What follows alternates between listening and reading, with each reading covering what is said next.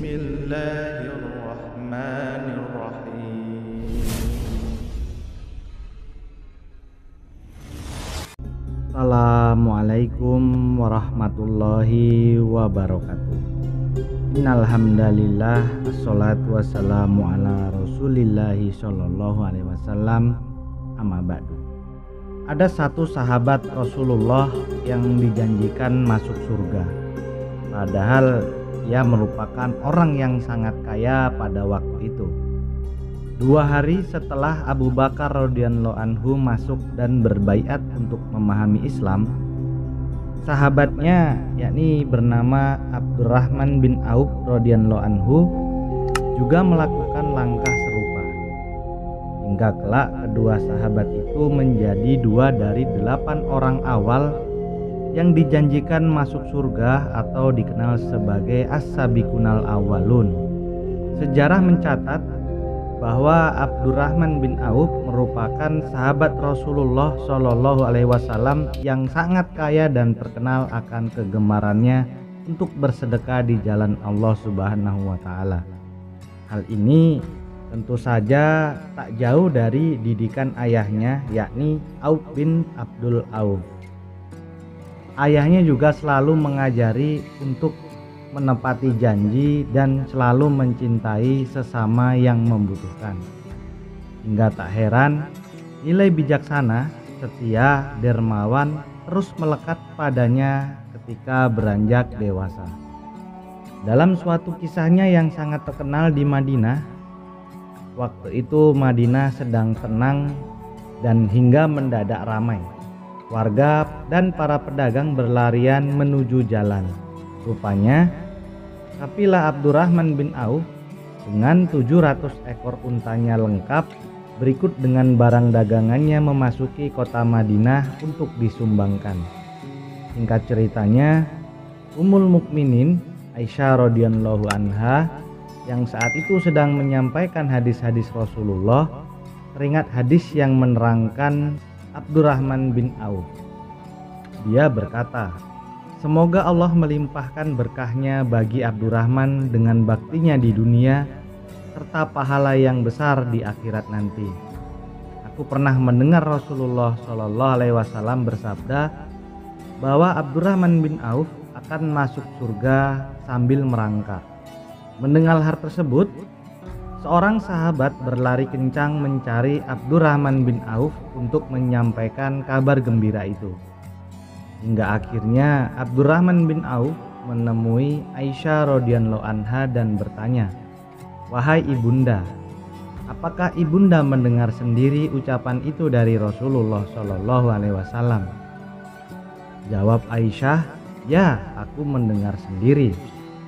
Mendengar hal tersebut, Abdurrahman bin Auf kegirangan sambil berkata, "Wahai ibunda, saksikanlah, seluruh unta lengkap dengan barang dagangan di punggungnya masing-masing aku dermakan untuk fisabilillah."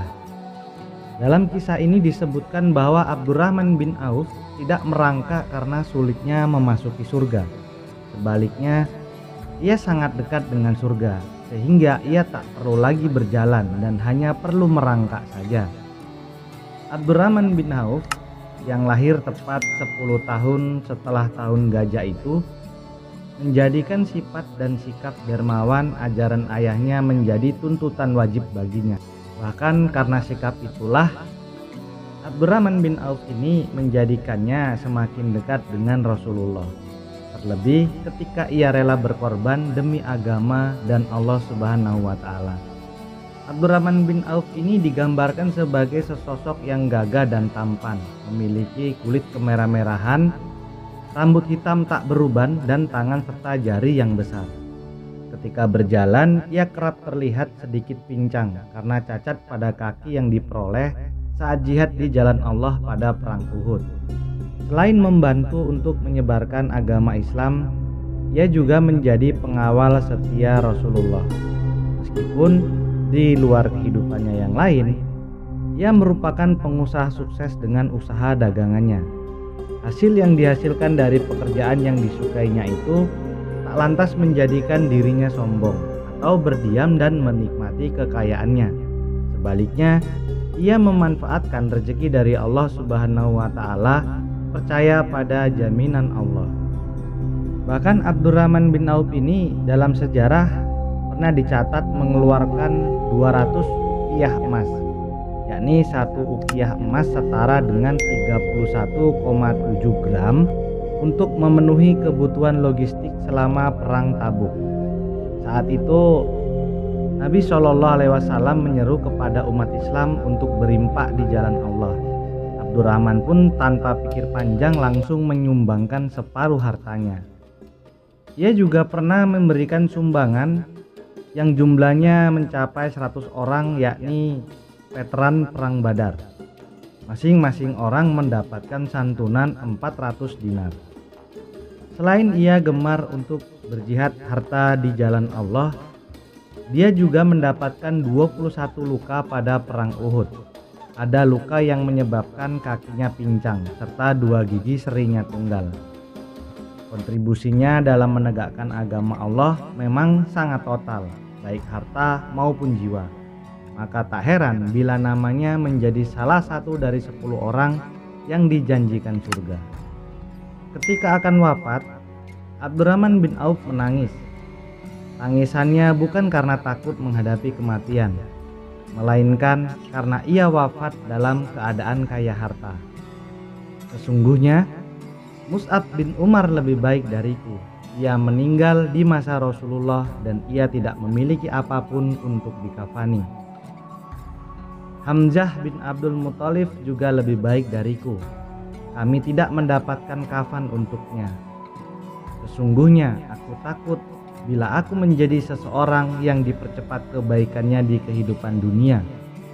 Aku takut ditahan dari sahabat-sahabatku karena banyaknya hartaku, tutur Abdurrahman. Untuk itu, kisah ini semoga bisa menginspirasi sahabat pemirsa Suara Kolbu Media ini, agar kiranya jangan sampai harta yang telah dititipkan oleh Allah Subhanahu wa Ta'ala membuat diri kita lalai, sombong, dan lupa untuk mengimpakkan sebagian untuk orang-orang yang karena yang terbaik di hadapan Allah bukan Anda miskin atau kayanya. Yang terbaik di hadapan Allah siapa yang paling bertakwa dan paling banyak amal solehnya. Wallahu a'lam bishawab. Sallallahu ala Muhammad, sallallahu alaihi wasallam, sallallahu ala Muhammad, sallallahu